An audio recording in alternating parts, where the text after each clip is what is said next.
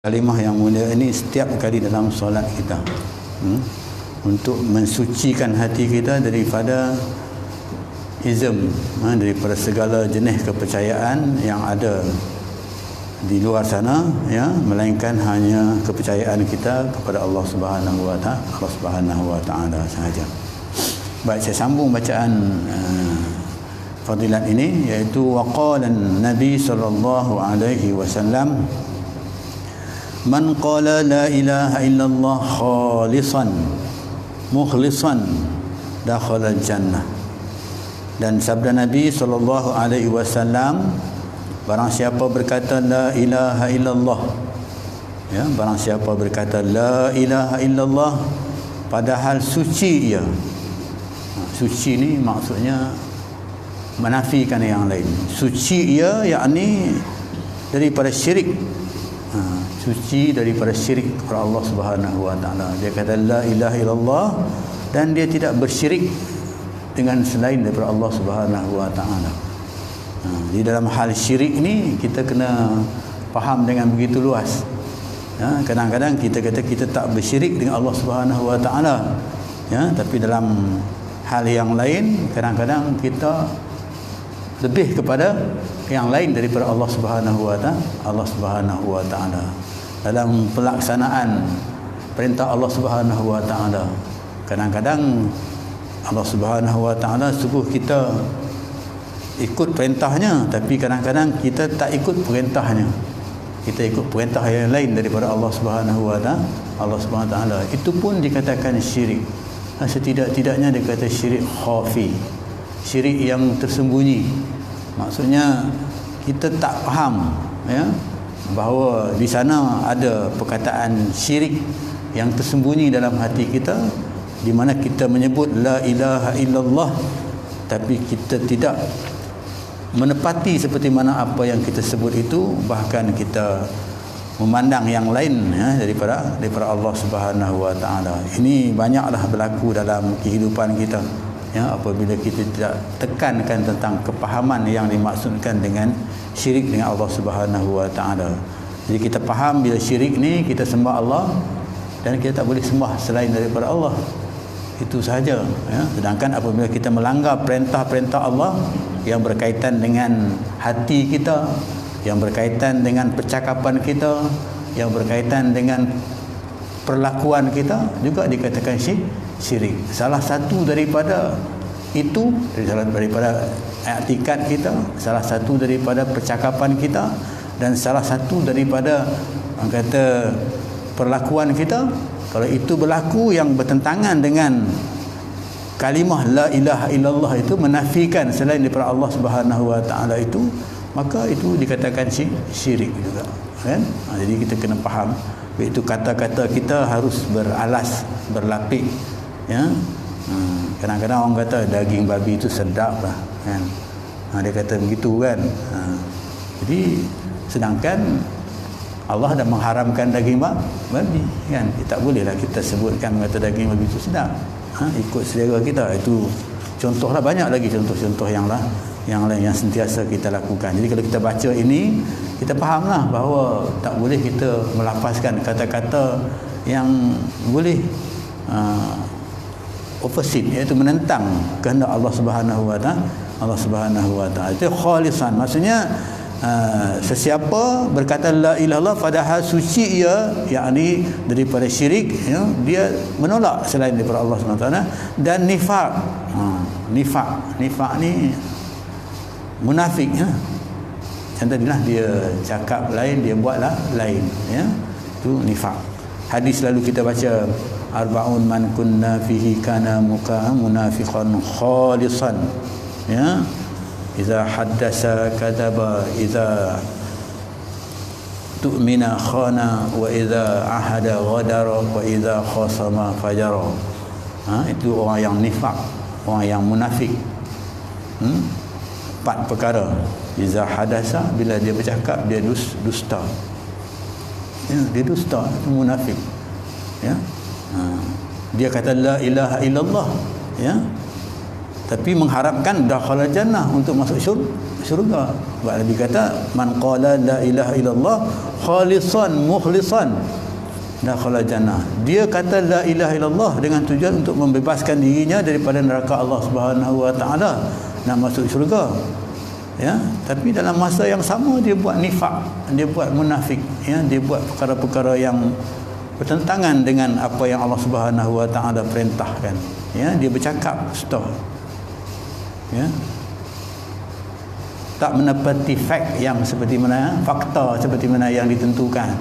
Ya, bertentangan dengan fakta asas, katakan. Jadi itu dusta maksudnya. Ya, atas sebab-sebab tertentu, mungkin atas sebab kepentingan diri, ya, atas sebab-sebab pengaruh dan sebagainya, kan. Kemudian yang kedua, idza atamina, bila diberi amanah dia khianat. Ya.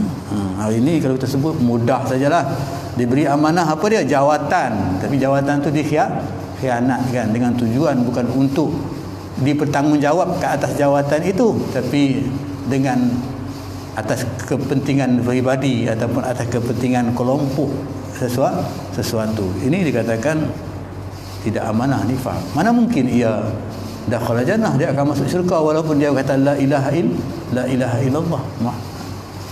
Kemudian yang ketiga dia kata lagi ikhlas. Ni ikhlas. Sifat yang terpuji, yang sukar untuk dilaksanakan oleh seseorang yang beriman selagi mana dia tidak berpegang dengan kalimah la ilaha illallah itu dengan sekukuh-kukuhnya. Ya. Orang tua kata kalau genggam bara api itu biar sampai padam, kan. Begitu, kukuh. Ya. Apa jadi pun maksudnya tak boleh. Itulah kalimah yang sebenarnya, yang kita tak boleh atas sebab-sebab sesuatu, keikhlasan tu akan hilang atas sebab-sebab sesuatu, kan. Ini yang dimaksudkan dengan Nabi SAW sebut man qala la ilaha illallah khalisan, ya, mukhlisan dakhala jannah, iaitu masuk syurga Allah Subhanahu wa taala. Jadi bila tu ungkapan yang disebutkan man qala la ilaha illallah dakhala jannah itu ungkapan yang mudah, tapi dari sudut pahaman dan pelaksanaan, dari segi akidah, dari segi percakapan, ya, dari segi kelakuan kita, itu sangat sukar untuk kita laksanakan. Tapi walau bagaimanapun, persoalan menafikan hak Allah itu dah ada asasnya kepada kita, dan pelaksanaan seterusnya ialah 4 yang nifak tadi itu kita mesti tolak, ya, dan isilah dengan sifat yang mulia, iaitu sifat ikhlas kepada Allah Subhanahu wa taala. Pasti janji Allah itu akan tercapai, iaitu dakhala jannah man qala la ilaha illallah dakhala jannah, dan seterusnya, ya. Dan bukan setakat itu saja, dihuraikan lagi yang dimaksudkan dengan ikhlas di sana, ya, dihuraikan lagi bagi yang dimaksudkan dengan ikhlas ni, iaitu bagi Allah, yakni suci daripada, seperti dia kata riak, sifat riak. Ikhlas tu suci daripada sifat riak. Kemudian suci daripada sifat ujub. Riak ni tunjuk dengan orang lah, riak, kan. Riak nak menunjuk-nunjuk, kan. Ujub ni perasan, kita perasan diri sendirilah, orang lain tak tahu, kan. Itu ujub. Itu pun maksudnya, ya, kena elakkan diri kita daripada sifat ini. Sifat-sifat ini ujub, dikatakan riak, ya, ini merupakan sifat-sifat yang mazmumah, ya. Dalam kitab ahli sufi, kitab Penawar Hati, dibincangkan dengan sifat-sifat ini. Sifat-sifat ini ada kepada manusia, ya. Allah bagi kepada manusia, tapi bagi kepada manusia itu dengan tujuan untuk Allah, supaya manusia ini dapat menyuburkan sifat-sifat ikhlas tadi, ya. Menolak sifat ujub, sifat riak tadi, menyuburkan sifat ikhlas dia. Ada perlawanan di sana. Karena perlawanan itu kalau berjaya, maknanya kata berjayalah manusia itu, dengan sifat yang diperintahkan oleh Allah Subhanahu Wa Taala dengan sifat yang mulia tadi. Jadi sesiapa yang dijelaskan di sini, siapa lagi yang boleh tolak sifat riak ini, ya, dan sifat ujub ini, ya, masuk syurga. Kan, dijelaskan, dihuraikan, yakni berdasarkan kepada, ya, kepada dikatakan ikhlas tadi itu, ya. Ya, jadi kalau dia boleh, ikhlas tu boleh menolak sifat-sifat ujub dan riak tadi, maka nescaya, jaminannya iaitu masuk syurga. Yang masuk syurga ni bersama siapa? Bersama orang-orang yang dulu yang sifatnya macam tu. Bukan makna kata ini perkara baru, ini perkara yang dah lama. Ya, perkara yang dah lama. Orang dulu-dulu pun macam tu. Maksudnya kalau mereka itu bersifat dengan sifat yang demikian, ulama-ulama yang terdahulu, maka macam itulah kita akan bersama dengan mereka dalam syurga Allah Subhanahu Wa Taala. Allah Subhanahu Wa Taala. Seterusnya, waqala sallallahu alaihi wasallam, man kana awwalu kalamuhu la ilaha illallah. Siapa yang baginya ataupun berkata awal kalamnya dengan la ilaha illallah, awwalu kalamuhu la ilaha illallah, ya, wa akhiruhu kalamuhu la ilaha illallah, dan akhir kalamnya pun la ilaha illallah. Dia lahir dia la ilaha illallah, ya. Allahu akbar, Allahu akbar. Kita selalu bacakan kepada bayi yang baru lahir, kan, ataupun qamat, la ilaha illallah, Allahu akbar, Allahu akbar, la ilaha illallah. Itu kalimah tu masuk awal kalimah, ya, wa akhir, dan akhir kalam kita, ya. Allahumma khtim lana bi husnil khatimah. Kita minta supaya Allah SWT, ya, sudahi kita dengan husnul khatimah. Di husnul khatimah itu kalimah la ilaha illallah, ya. Jadi mana untuk nak dapat husnul khatimah itu maksudnya berakhir dengan kalamnya la ilaha illallah. Kalau kita nak talqin, kan, ataupun kita nak mengajar orang yang sedang nazak itu dengan kalimah la ilaha illallah, ya. Jadi dia nak mati tu, nazak tu, la ilaha illallah, akhir kalamnya, supaya akhir kalamnya itu dengan kalam la ilaha illallah, ya. Akhir kalamnya itu dengan kalam la ilaha illallah, iaitu dapat mensucikan, ya, dirinya daripada syirik kepada Allah Subhanahu Wa Taala. Allah Subhanahu Wa Taala disebut la ilaha illallah, maka kita nak mensucikan diri kita daripada syirik kepada Allah Subhanahu Wa Taala. Sebab syirik ni, hati ni dia datang selalu datang, ya, untuk supaya kita ni syirik kepada Allah Subhanahu Wa Taala. Ya, dia datang. Jadi untuk nak mengelak itu, maka kita disarankan supaya sentiasa, ya, basahkan lidah kita dengan la ilaha illallah. Maka sebab itu dia kata afdalul zikri, ya, afdalul zikri, sebaik-baik zikir itu la ilaha illallah, ya. Okey, ya.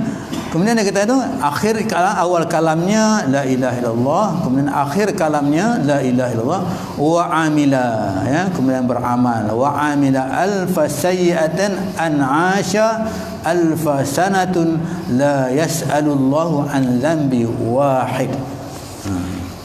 Dijelaskan lagi, dan sabda Nabi SAW, barang siapa adalah awal kalamnya la ilaha illallah dan akhir kalamnya la ilaha illallah, dan mengerjakan ia 1000 kejahatan. Dia kata la ilaha illallah, kemudian awalnya, akhirnya pun nak husnul khatimah, dia kata la ilaha illallah, kemudian dia mengerjakan 1000 kejahatan. Rupanya banyak kejahatan dia lakukan, ya, yang mungkin kita tak sedarilah. Macam ni khafi tadi, kan, kita tak tahu benda tu, ya, khafi tadi 1000 kejahatan, yakni daripada dosa-dosa kecil. Syirik khafi itu dosa kecil yang kita tak sedar, ya. Jadi kalau dia elak, kita elakkanlah, kan. Kalau kita dah faham, kita dapat elakkan, ya. Kadang-kadang benda yang kecil ni kita tak nampak, macam debu lah, patutnya kita elakkan dia daripada masuk mata kita, tapi oleh kerana kita tak nampak, dia masuk juga, kan. Tu maksudnya keadaan gitu, kan. Ini dosa-dosa kecil yang dimaksudkan di sini. 1000 dosa-dosa kecil, jika hidup ia 1000 tahun, ya, dan dia pun hidup 1000 tahun. Allah bagi usia kepada dia, jangka hayat kepada dia 1000 tahun dia hidup, ya, sekalipun tidak di dunia, sekalipun tidak di dunia akan dia oleh Allah tidak ditanya, bukan, sekalipun tidak ditanya akan dia oleh Allah Subhanahu Wa Taala daripada satu dosa juga pun. Maksudnya kalau 1000 dosa tu ada kepada dia, dosa kecil itu, ya, maka itu dipadamkan saja, tak ditanya pun. Kerana apa? Kerana awal kalimahnya ialah la ilaha illallah, akhir kalimahnya la ilaha illallah. Kemudian, ya, walaupun dia melakukan kejahatan ataupun dosa-dosa kecil, maka dosa kecil itu akan menghapuskan, ya, dosa-dosa kecil itu akan dihapuskan oleh Allah Subhanahu Wa Taala dengan kalimah la ilaha illallah tadi, dengan penafian tadi, dengan kalimah la ilaha. Itulah, ya, jadi Allah kata kamu mengaku bahawa Allah itu satu asa, ya, la ilaha illallah, tiada Tuhan melainkan Allah, maka ganjaran yang Allah Subhanahu Wa Taala bagi kepada orang itu, selamatkan dia daripada dosa-dosa kecilnya, ya, walaupun dia melakukan dosa kecil itu selama 1000 kita katakan 1000 dosa kecil, walaupun hidupnya begitu lama, kan. Jadi di sini maka sayugia bahawa adalah awal perkataan yang diajarkan kepada kanak-kanak apabila dapat berkata-kata, iaitu la ilaha illallah. Dimaksudkan ni. Jadi kalau kita dapat awalkan anak-kanak kita tu, ya, masa dia boleh berkata-kata tu, katakan dengan la ilaha illallah. Jadi kita pun disunatkan supaya bila lahir bayi tu kita qamat dan kita azan, kan, ya? Kalau bagi laki-laki kita qamat, bagi perempuan kita, bagi laki-laki kita azan, bagi perempuan kita qamatkan. Itu biasa diaturkan oleh ulama-ulama. Jadi hadis yang kita bacakan ini sebut itu riwayat, ya, daripada Nabi sallallahu alaihi wasallam, ya. Jadi kaitannya. Kemudian Nabi sallallahu alaihi wasallam, ya, riwayat, ya, daripada Nabi sallallahu alaihi wasallam pula, dia kata aftahu ala siyanakum awwalu kalamuhum la ilaha illallah wa akhiruhu kalamuhum la ilaha illallah faman kana awwalu kalamuhu la ilaha illallah wa akhiruhu kalamuhu la ilaha illallah summa asha alfasanatin ma sa'ala an dzambin. Hadis nak sama dengan hadis yang pertama tadi juga, ya. Maksudnya, artinya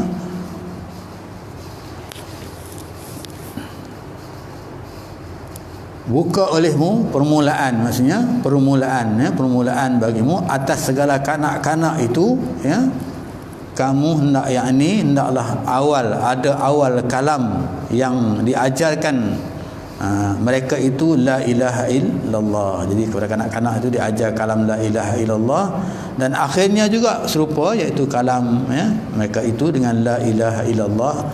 Maka barang siapa adalah awal kalamnya seperti yang disebutkan la ilaha illallah dan akhir kalamnya la ilaha illallah, kemudian hidup dia 1000 tahun juga, tidak akan dia daripada suatu dosa juga pun, yakni dosa-dosa kecil, dan pada setengah itu, ya, dosa-dosa kecil seperti mana juga yang disebutkan tadilah, tidak ada terhapus dosa-dosa kecilnya itu bagi mereka yang mengatakan la ilaha illallah. Itu hadis yang agak serupa sampai. Kemudian kita lanjut lagi, dan pada riwayat, setengah riwayat, ya, hadis, ya, setengah riwayat mengatakan man kana akhiruhu kalamuhu, berkaitan dengan hadis yang kedua disebutkan tadi juga. Itu riwayat yang lain menyebut man kana akhiruhu kalamuhu la ilaha illallah dakhala jannah. Jadi man kana kalamuhu akhir kalamuhu la ilaha illallah dakhala jannah. Selalu man qala la ilaha illallah dakhalal jannah. Banyak versi, kan. Maksudnya man qala, siapa kata la ilaha masuk syurga. Jadi dia man kana, siapa yang akhir, ya, kalamnya la ilaha illallah dakhala jannah, ya. Jadi semuanya hadis-hadis ini menceritakan tentang kalimah yang mulia itu menyelamatkan diri manusia daripada neraka Allah Subhanahu wa taala.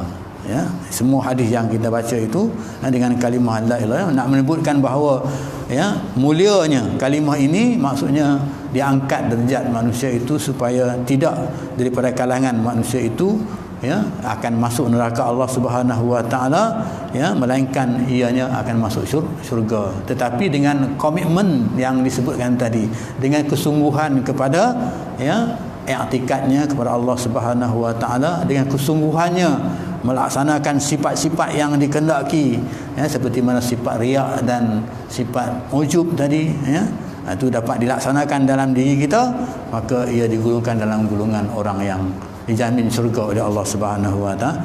Allah Subhanahu wa taala. Kemudian setengah dikatakan riwayat yang lain begitu keadaan. Dan sabda Nabi sallallahu alaihi wasallam, ya, yang telah mengkhabarkan kepada aku Jibril, ya, Nabi kata, ya, kataan yang diberitahu kepada oleh Allah Subhanahu wa taala kepada Jibril, bahwasanya la ilaha illallah itu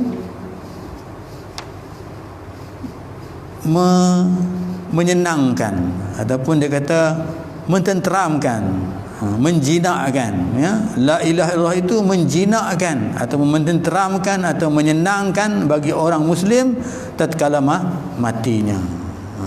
Dengan kalimah la ilaha illallah itu dia akan orang muslim tu, orang yang beriman itu, orang yang Islam itu, maksudnya tenang dia dengan kalimah itu bila dia hampir kepada mati, bila dia tatkala dia nak matinya, ya.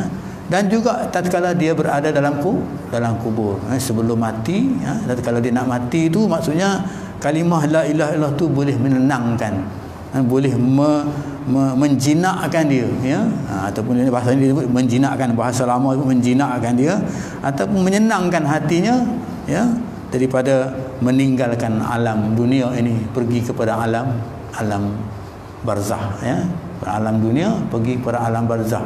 Dia tak sukar baginya untuk nak meninggalkan alam dunia ini. Ya, kita ni kadang-kadang nak meninggalkan alam dunia ni sukar, susah, ya, susah.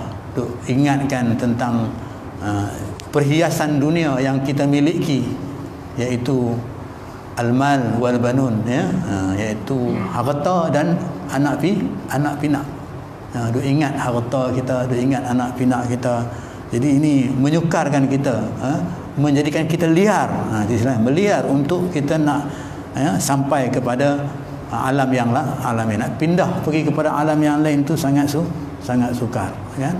Tapi bila boleh dihilangkan, ya, dengan kalimah la ilaha illallah ni, sebab semuanya itu ialah Allah Subhanahu wa taala punya kuasa, ya, maksudnya punya kuasa, bahasa yang paling mudah lah, ya. Kita di dunia pun dikuasainya kita untuk hidup di dunia ni dengan panduan yang dia bagi, dan di akhirat pun, maksudnya di alam barzah, alam kubur pun begitu juga, dikuasai oleh Allah Subhanahu wa taala. Sama ada dia nak bagi itu kesenangan ataupun nak bagi kesusahan kepada kita berdasarkan kepada dunia kita, berdasarkan kepada dunia kita. Sebab itu dalam ayat Quran mengatakan wala tansa nasibaka minad dunya, jangan kamu lupa bahagian kamu di dunia. Rupanya bahagian di dunia ni ada banyak nikmat dunia, tapi bahagian di dunia juga ada nikmat alam barzah. Rupanya bahagian di dunia ni juga ada nikmat pada hari kiamat. Kita baca Quran di dunia ini, itu nikmat akan kita dapat dalam alam barzah. Quran itu akan diteman kepada kita, kan. Ini yang disebut dengan kalimah la ilaha illallah. Jadi menjinakkan hati kita, ya, sebut la ilaha illallah, kan. Itu Allah, ya. Sakit pun begitu, kalau kita sakit ni bila sebut la ilaha illallah itu, bila sebut Allah, jadi rasa tenang, kan. Nak sebut apa lagi selain daripada kita selepas kita sakit, kan, tak sebut lain, hanya Allah saja. Kita tahu itulah Allah yang sepatutnya kita sembah, yang kita bergantung. Itu disebut sini, sama ada tatkala dia nak mati ataupun dalam kuburnya. Dan pada ketika keluar dia daripada kuburnya, nak keluar daripada kubur pun serupa je, dibangunkan, dibangunkan daripada kubur. Pada tiupnya sangkakala yang kedua, maka manusia akan dibangunkan daripada kubur. Dibangun. Bangun tu dalam keadaan yang digambarkan dalam hadis-hadis yang mengatakan dalam keadaan terhuyung-hayang, tak tentu arah. Jadi bagi orang yang kalimah la ilaha illallah itu ada pada dirinya, di dunia kuat, mantap, macam kita kata tadi, seperti mana pegangnya bara api tadi itu, dan dia akan dapat nikmat alam barzahnya. Dan bila dia bangun pun, kita kata daripada alam kuburnya tadi itu, maka dia rasa tenang, seperti jaganya seorang pengantin yang tidur. Kan Nabi kata kan, orang yang amalnya banyak dalam alam barzah, maka dia diberi pakaian syurga, dia pergi mahkota syurga, dan Allah perintah kepada dia, tidurlah, rehatlah, macam rehatnya seorang pengantin. Bila-bila masa dia boleh bangun, tak ada siapa nak kacau dia. Hanya Allah Subhanahu Wa Taala saja yang boleh ganggu dia, kacaunya. Bila sampai ketikanya Allah bangunkan dia dalam keadaan dia tenang, seronok, selesa, kan, begitu. Jadi bila kita berumur ni, cerita selesa seronok. Kan, kita ni dah berumur 60 tahun 70 tahun ni, tak mau nak cerita tentang yang pening kepala ni, kan. Kita nak cerita yang seronok aja, nak menuju ke arah keseronokan saja. Surau PGE, semalam saya ada kuliah kat sana, selalu dia baca sirah pun dah sampai sirah Nabi SAW, dekat nak habis dah, kan. Tiba-tiba Ustaz Husrin tu, Syekh usaha dia yang baru tu, Ustaz boleh tak Ustaz baca kitab Tamil Ghafilin lah Ustaz, cerita tentang syurga sikit lah. Banyak penghuni surau kami ni, dia kata dah nak pencen-pencen, dia kata, kan, cerita yang baik-baik sikit lah, dia kata, kan. Cerita tak ada masalah, boleh, kan. Kan. Jadi hajat mana kita bila berumur ni, kita nak cerita yang tenang-tenang, tak mau nak cerita yang jadi maksudnya dalam keadaan ketenangan itu, apa yang ada kepada kita kena laksanakan dengan baik lah. Maksudnya teruskan, dengan kalimah la ilaha illallah itu, di mana kita berada. Okey, seterusnya, kan.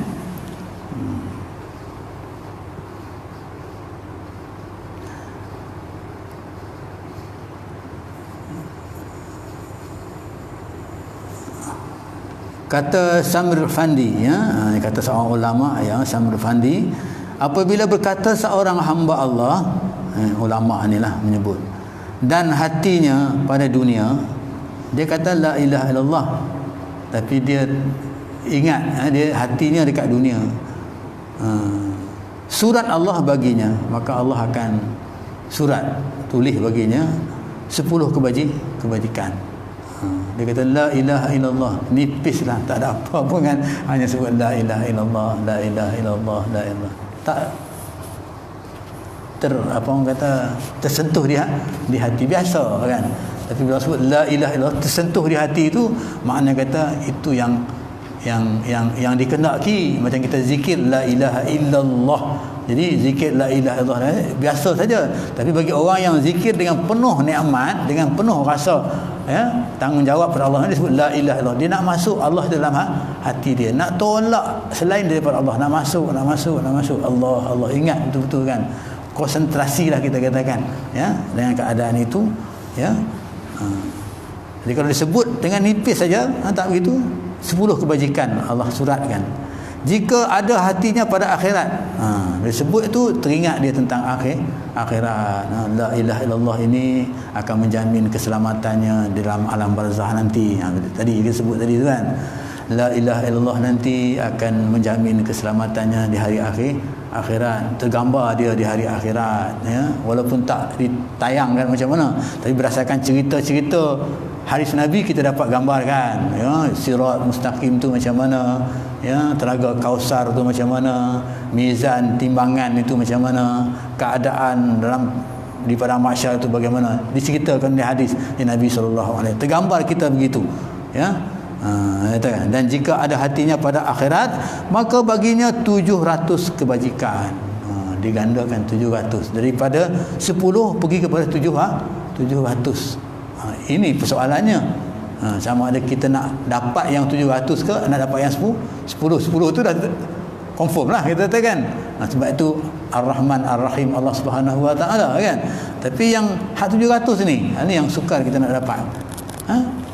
Nak dapat tu bukan banyak, sikit je, ya, sikit je kan kita katakan, sikit aja, sikit lagi sampai, kita kata begitu. Tapi dalam keadaan sikit tu nak sampai tu yang sukar.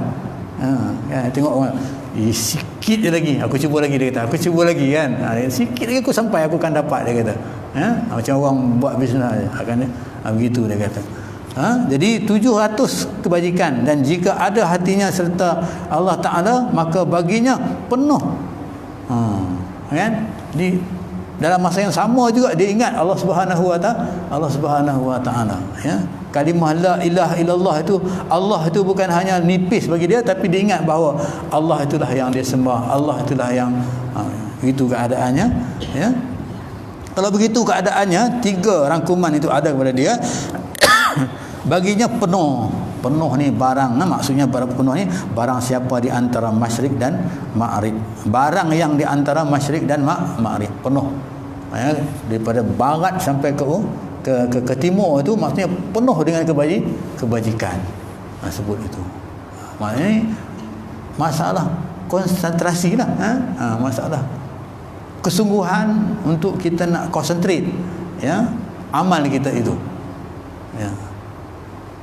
Amal kita boleh buat dah, semua kita tahu dah kan, zikir la ilallah kita boleh kita, tapi nak konsentrasi itu, nak menuju ke arah, nak mengiktikadkan Allah tadi itu ke arah tujuan, nak mendapatkan yang itu satu benda yang agak sukar. Tapi kesukaran itu boleh diatasi dengan latihan. Kita kena latih lah, ya. Latihan, ya, kena berlatih, ya, kena latihan, ya. Latihan yang mula-mula sekali ialah banyak kan sebutan, ya, banyakkan sebutan, ya. Kalau Nabi itu dia astaghfir 100 kali kan, itu sebutan astaghfir. Kalau kita disebutkan dalam kitab yang kita baca ni, yang Tanwil Ghafilin tu menyatakan bahawa kalau Nabi itu 100 kali, takkan kita nak 100 kali, kita mesti lebih daripada itu. Jadi kebiasaan kepada kita. Jadi nak dapat yang itu, komitmen itu yang sangat sukar, ya. Ilmu kita dah ada, nak bercakap kita dah ada, semua nak bersungguh itu, kesungguhan itu. Dari segi kerja yang lain, Allah kata Allah tak akan mengubah nasib seorang itu selagi dia tidak mengubah dirinya sendiri. Jadi kita tak akan dapat apa yang kita kendaki kalau kita tak mau ubah. Kalau amal kita tu macam itu je kan, tak ada. Kita kena ubahkan supaya dia dapat meningkat lebih daripada itu. Persoalan amalan tadi, dengan zikir dan sebagainya. Jadi itu hebat Allah Subhanahu Wa Taala. Jadi kesungguhan kita itu menyebabkan Allah akan bagi. Kalau kita tengok logik kita kat dunia pun, kalau orang tu dia buat sungguh-sungguh, dia dapat. Ya, dia berniaga, sungguh-sungguh dia berniaga. Mula-mula dia miskin, dia susah, tapi dia berniaga sungguh-sungguh, dia buat sungguh-sungguh, pasti Allah akan bagi. Itu pepatah Arab kata man jadda wa jada, siapa yang berusaha dia akan berjaya. Kan? Itu keadaan ini juga kita berusaha ke arah untuk nak pengabdian kita kepada Allah Subhanahu Wa Taala di akhir hayat kita ini, kita katakan, ya, usaha kita itulah yang kita boleh buat semampu yang, macam kita katakan semayang, tak boleh dah aku nak berdiri ni, hanya boleh duduk aja kan. Buatlah setakat mana yang kita mampu, usahakan. Ya, tak boleh dah aku nak buat macam ni, sebab bila Allah tarik nikmat tu kepada kita, itu nikmat berdiri, itu kata nikmat berdiri semayang tu tarik, maknanya di sana ada ujian bagi kita, ujian ke arah untuk nak solat, duduklah. Tapi ada orang tak boleh berdiri, tak payah semayang lah kan. Susah kan tak semayang, diri tak boleh, tak payah semayang lah, duduk pun dia tak buat. Sedangkan Allah nak bagi syurga tadi kepada kita, tempat tu Allah nak bagi, Allah letak tempat itu lah. Tapi tempat itu mestilah ada syarat-syaratnya, adalah prasyaratnya, ya, bukan boleh semudah itu kan. Okey, itu disebutkan oleh kata Sya'rul Fandi kan, seorang ulama kan. Kemudian seterusnya ya, dikatakan dan diriwayatkan bahawa Nabi SAW bersabda lagi, ya, Nabi bersabda lagi, Nabi SAW bersabda lagi bagi Sayyidina Zaid Al-Ansari, bersabda bagi Sayyidina Zaid Al-Ansari, maka jika payah bagi kamu satu daripada pekerjaan dunia, dia kata kita nak buat kerja dekat dunia ni susah, ya, maka banyakkan oleh kamu daripada berkata la ilaha illallah Muhammad Rasulullah wala haula wala quwata illa billahil aliyil azim. Ini kata Zaid, ya, kata Rasulullah SAW kepada Zaid Al-Ansari, ya. Zaid Al-Ansari mengadu, susahlah hidup ni, kan, rezeki sekarang ni musim Covid, ya, kerja pun kena berhenti, kan, tak boleh, kan, jadi rezeki, kan, itulah keadaan susahnya. Jadi kata Nabi kepada Zaid bin Ansari ni, ya, jika kalau payahlah, jika payah bagi kamu sesuatu daripada pekerjaan dunia, ya, kamu nak buat kerja dunia ni susah, nak cari nafkah susah dan sebagainya, maka banyakkan olehmu daripada berkata la ilaha illallah Muhammad Rasulullah, ya. Jadi nak banyak kalimah la ilaha illallah Muhammad Rasulullah ini, ya, nak banyaknya, iaitu sembahyanglah 5 waktu, itu dah boleh banyaklah, kan. Setiap sembahyang ada sebut kalimah la ilaha illallah. Jangan tinggal sembahyang itu, seperti mana yang dirukunkan kepada kita, difardukan kepada kita. Wala haula wala quwata illa billahil aliyil azim. Itu kalimah dia, ya, untuk menjadi laluan kehidupan kita sebagai orang yang beriktikad asyhadu an la ilaha illallah wa anna muhammadar rasulullah. Jadi untuk lanjutan, jadi bila sebut la ilaha kita dah selamat dah daripada neraka Allah Subhanahu wa taala. Tapi untuk supaya dunia pun selamat, seperti mana yang kita minta Rabbana atina fid dunya hasanah tadi tu, ya, nak dunia kita pun selamat, dunia pun kita elok, maka lanjutkan lagi kalimah itu dalam kehidupan kita, iaitu dengan la ilaha illallah Muhammadur Rasulullah wala haula wala quwata illa billahil aliyil azim. Diikuti dengan kalimah la haula wala quwata illa billahil aliyil azim. Ini zikir kehidupan, ya, kata-kata kehidupan. Macam kita tanam pokok lah, kan. Ada orang tua kata kalau tanam pokok ni kena bercakap dengan dia, barulah dia subur, dia keluar buah. Keluarlah buah, cakap dengan dia begitu keadaan dia, kan, kata begitu, kan. Itu amal tak tahulah betul tak betul, kan. Tapi kalau berdasarkan kepada ini hadis ini, kita dapat faham di sini kita kena sebutlah selalu la ilaha illallah, ya, wala haula wala quwata illa billahil aliyil azim. Jadi kalimah yang mulia ni kita dah ada dah, ya, cuma kita nak letakkan di tempat yang sesuai supaya dia jadi subur dalam hati kita, ya. Kita letak di tempat yang sesuai supaya dia tu subur dalam hati kita, ya. Kalau kita tak suburkan dia, jadi tak cantiklah kita lihat. Kalau pokok bunga lah kita katakan, kan. Kalau tanam ubi, tak berisilah ubi bawah tu, kan. Tak jaga dengan baik, kita jaga dengan baik, maka isi dia akan keluar isi yang baik di bawah sana. Kita boleh makan isi itu dengan baik dan sebagainya. Itu. Jadi itulah yang kita katakan fadilat la ilaha illallah yang disebutkan di sini. Insya-Allah, ya, panjang lagi kita sambung lagi, ya, pada masa yang akan datang. Mudah-mudahan, ya, sedikit beberapa hadis yang disebutkan ini dapat menjadikan kita lebih memegang kalimah la ilallah itu bukan hanya sebutan biasa, yang bagi kita ianya merupakan satu sebutan i'tikad yang paling kuat, ya, dalam diri kita. Dan sebutan ini bila kuat dalam diri kita, maka dia akan menyuburkan diri kita dengan keimanan kita, dan bila subur keimanan kita itu, maka Allah Subhanahu wa taala akan bagi nikmat kepada kita, nikmat yang kita minta, iaitu nikmat dunia, ya, dan juga nikmat akhirat. Rabbana atina fid dunya hasanah wa fil akhirati hasanah wa qina adzabannar. Sebentar setakat itu aku qouli hadza wa astaghfirullahalazim billahi taufiq wal hidayah. Assalamualaikum warahmatullahi wabarakatuh. Bismillahirrahmanirrahim. Alhamdulillahirabbil alamin wassalatu wassalamu ala asyrafil anbiya wal mursalin wa ala alihi washabbihi ajma'in. Allahumma ij'alna minat tawwabin waj'alna minal mutatahhirin waj'alna min ibadikas shalihin. Allahumma ij'al jam'ana hadza jam'an marhuma wa tafarruqana min ba'dihi tafarruqan ma'suma. Bismillahilladzi la yadurru ma'asmihi syai'un fil ardi wa la fis sama' wa huwas samiul 'alim. Allahumma irfa'na al-bala wal waba wal ghada wal fakhsha wal zina wal riba wal mihana wa su'il fitan ma dhahara minha wa ma batana an biladina hadha khassah wa an sa'ir biladil muslimina 'ammah ya rabbal alamin. Rabbana atina fid dunya hasanah wa fil akhirati hasanah wa qina adzaban nar. Walhamdulillahi rabbil alamin. Taqabbalallahu minkum.